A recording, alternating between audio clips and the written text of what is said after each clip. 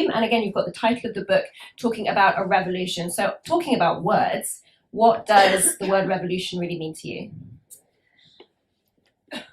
It's a great question, because I think I chose this title. The title kind of spoke to me and came to me, and I really wanted to create a body of work that spoke to it. But I suppose for me, revolution kind of encapsulates a whole bunch of ideas around change. Whether that's sort of personal evolution and growth, whether that's sort of political and structural and systemic revolution, sort of armed revolution, the way we usually think, or what people often refer to when they speak about revolution.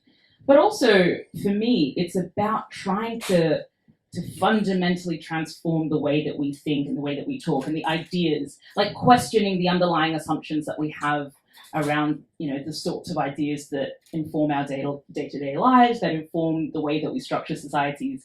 So, the book is kind of structured in two parts. It's got the personal and the sort of structural and the systemic.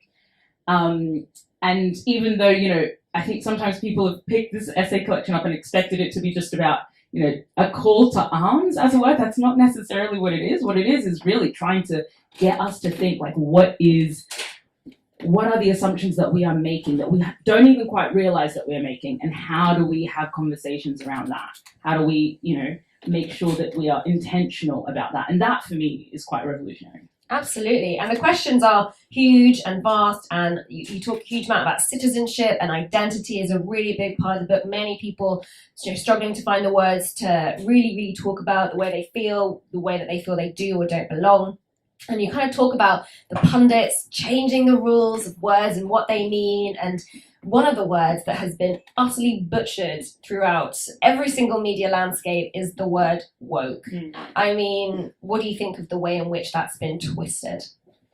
I think there's something, I find it incredibly interesting, actually, to kind of track how different words are co-opted, right? So for those, thank you. For those who may or may not be aware, the word woke itself comes from this idea of like staying awake. It came from Black American communities that were like, when you're out in the protest, stay awake, stay woke to oppressive state forces, etc.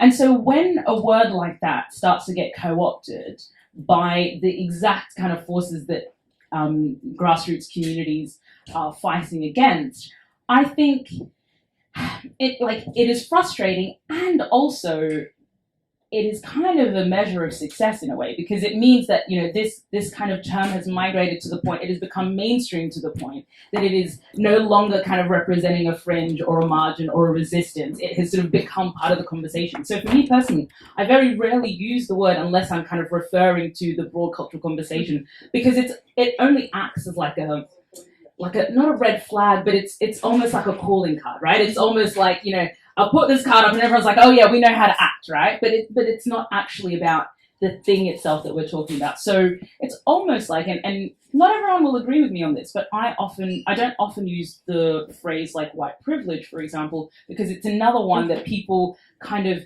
use in ways that are often referring to things obliquely, but it's, lots of groups have decided how they feel about that word, right? They've decided that word means something about you as a person.